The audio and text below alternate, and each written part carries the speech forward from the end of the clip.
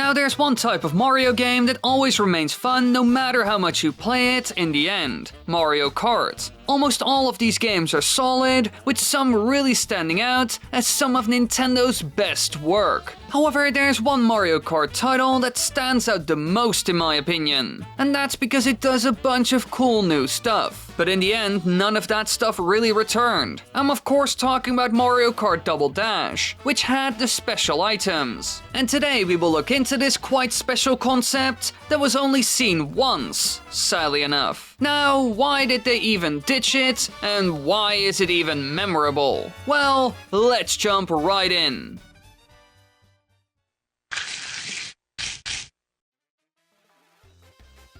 Now this game was made back in 2003 for the GameCube, the console I grew up with, alongside with the Game Boy. Yeah, I'm relatively young. Now in the end, this is a racing game just like all the others, but it also added a bunch of new things, some of which were absolutely great, and others were, questionable to say the least. One thing it introduced in the Mario Kart series was two-person karts, which probably inspired the title. In this game you have two handy-dandy drivers, with one character steering and the other deals with items, and you can basically switch them at any time. Now this wasn't too good. Sure, it was something new, but in the end it didn't really matter too much, and most people don't really care for it. And I get why. It's odd and doesn't contribute much to the game's experience. But this wasn't all, because this is not what we are focusing on today, remember? Instead, we will talk about the one new mechanic that was actually worth something. Well, in my opinion at least. The special items. Now these are items that are exclusive to a pair of characters,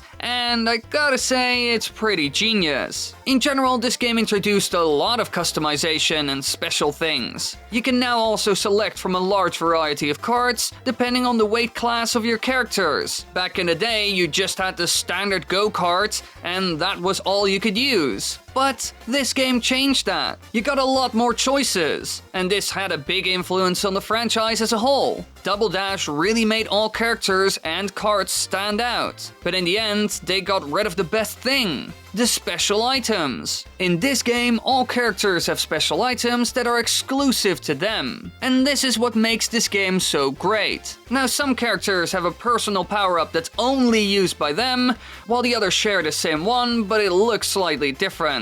And these make the game just amazing, to be honest. And very refreshing as well compared to all the others in the series. Now let me tell you about them one by one. Mario and Luigi had the Fireball, which unleashes 5 fireballs who can hit other drivers, causing their karts to spin out. Aside from that, these fireballs are capable of ricocheting off walls, and after a short amount of time they will fizzle out. Peach and Daisy had the Heart, and when used, 2 small pink hearts will appear and circle around the cart. These will protect the cart from up to 2 obstacles or weapons on the course. Now Yoshi and Birdo had an egg.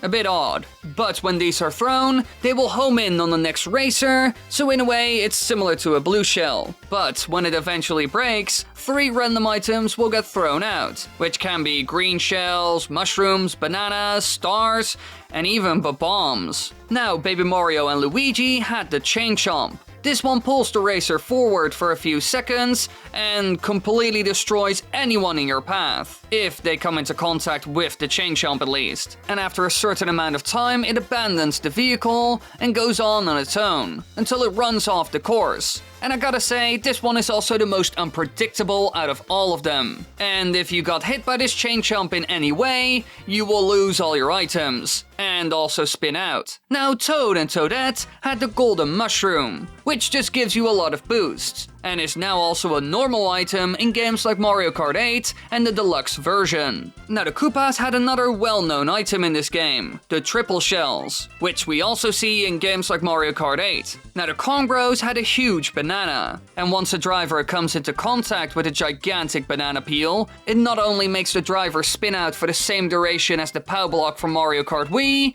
but it also leaves behind 3 regular bananas on the ground. Now Bowser and his son had the Bowser Shell, and when released, It bounces around the track like a normal green shell, toppling any cart that it hits, as well as knocking down the rear character, making the racers drop their items and temporarily disabling them from switching. And last but not least, we have Wario and Luigi, who had a bomb, which we have also seen in other Mario Kart games. And I gotta say, it's not that powerful. Now, these are the special items that all the characters had, and they made this game incredibly memorable for me. Even when I played the game again a while back on stream, I remembered how fun this was as a kid. And I also realized that even in the year 2021, this whole special item mechanic is just a beautiful thing. All of them are different and unique. Sure, some are stronger and some are weaker, but that's always the case. But still, they add a twist, and certainly spice up the gameplay. And luckily enough, they aren't used too much. In a lot of ways, these items make all the racers a lot more special. You now choose Mario, for example, because he has that fireball special item. Or you go for the babies because the chain chomp item is a lot of fun to use,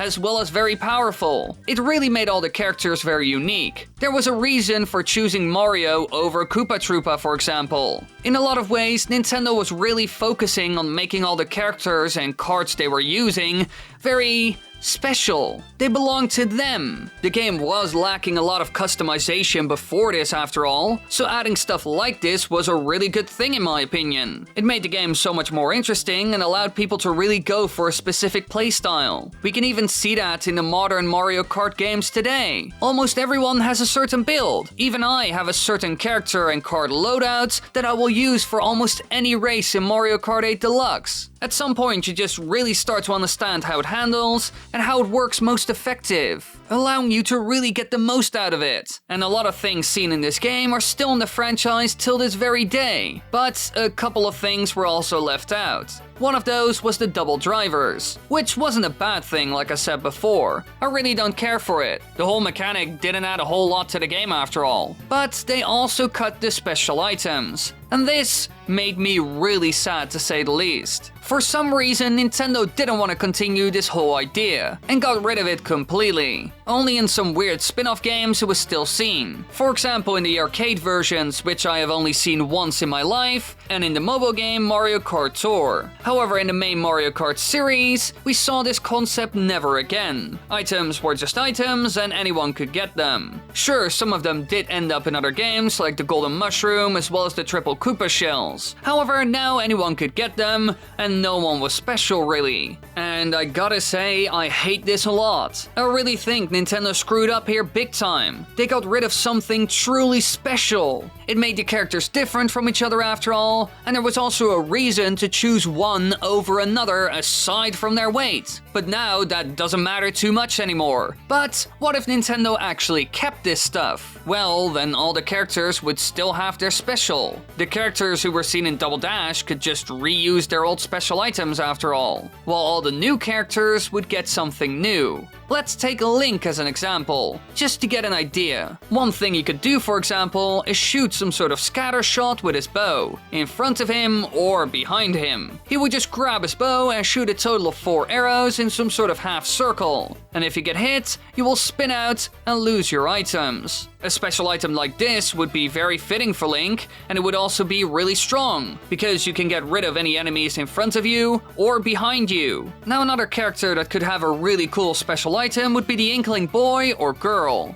Now their item could be some sort of oil slick, but it's paint instead. And if you drive through it, you will either spin out or slow down significantly. And of course, this spill of sorts will be pretty big. At least as big as 2 carts. That way you can do some really cool things with it. For example, you could block off certain parts of the track, forcing your opponent to drive through it. Something like this would be incredibly effective, and would also give the player a lot of cool options when using it. So clearly it could be fun to see in a game like Mario Kart 8 Deluxe, but Nintendo never did any of that. And to be honest, I don't know why, because it would certainly make the Mario Kart games more interesting. Sure, Nintendo would have to make sure that the balance of the game is decent, and that would take time and effort, but come on Nintendo, Mario Kart is quite an easy game to make already. But we will probably never see this again. thanks for watching, everybody. I hope you enjoyed. Tell me in the comment sections down below what you think about the items.